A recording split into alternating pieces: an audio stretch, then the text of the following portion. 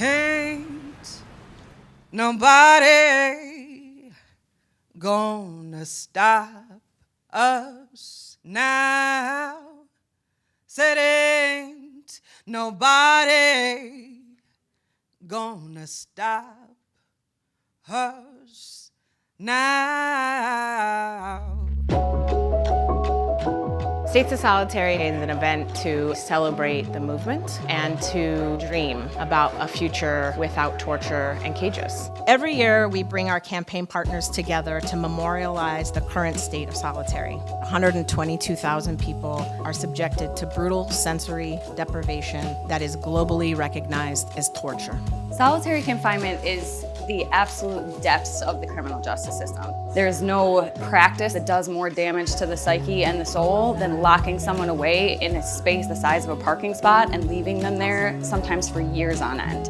Society doesn't have an accurate portrayal of what solitary confinement is. This is the closet behind the closet. You're deprived of food, deprived of light, you're deprived of human touch and connection. Being in complete darkness or in nonstop bright light. Over half of the suicides in the prison system occur in solitary confinement. Either crushing silence or immense discord and noise. That kind of sustained and prolonged solitary confinement absolutely has a psychological and physical effect on the people who experience it.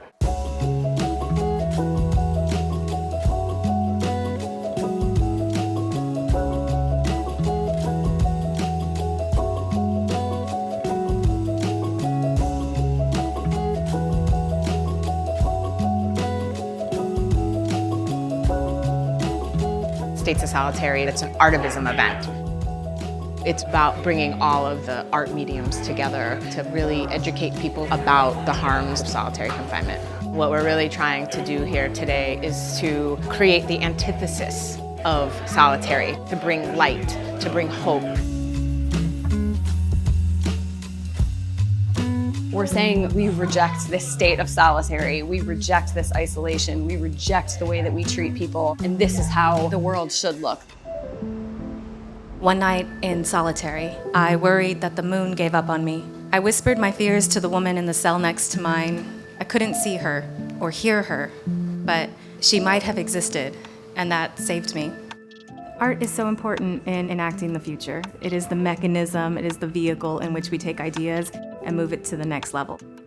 Theater is important to include because it does break down barriers. It helps people connect to the work or connect to a new idea in a way that maybe they wouldn't have otherwise. I think an event like this is so powerful because it really brings in arts that can help to collaboratively create. We're all getting our brains together to co-create the best possible solutions.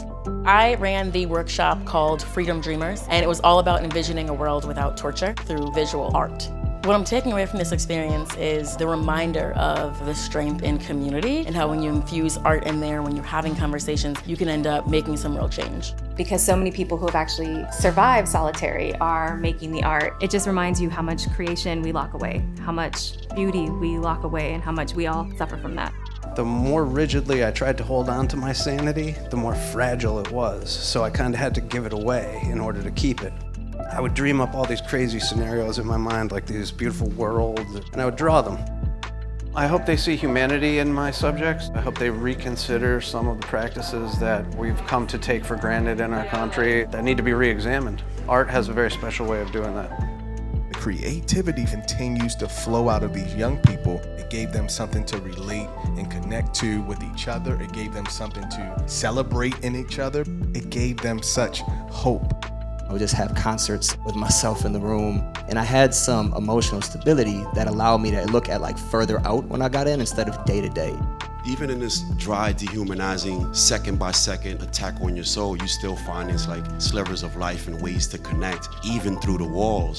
I would like to ask all those who are solitary survivors in this room today to please stand up.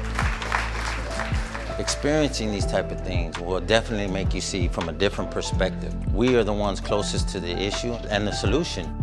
The people that are most impacted are going to be the ones that have to lead the charge. And it's out of that urgency is what fuels and propels the change. We're all in this room and we're really angry that people are sitting right now in a cell, but we're honing our energy and our anger towards tearing it down, and we're going to build something beautiful, a world where solitary doesn't exist. My freedom dream is a world without prisons, and that starts with releasing people from the depths and depravity of solitary confinement. My radical freedom dream is freedom for all. A future that is brighter, that is freer, that is safer and healthier. When you do time, correctional officers will often say either you'll come back or you'll forget everyone in here. It's very powerful to be in the company of so many more formerly incarcerated people, and it just reminds me we did not forget, and we're not letting anyone else forget. We will keep making art and keep standing on stages until people really understand that there are people inside who are waiting for us to see them too.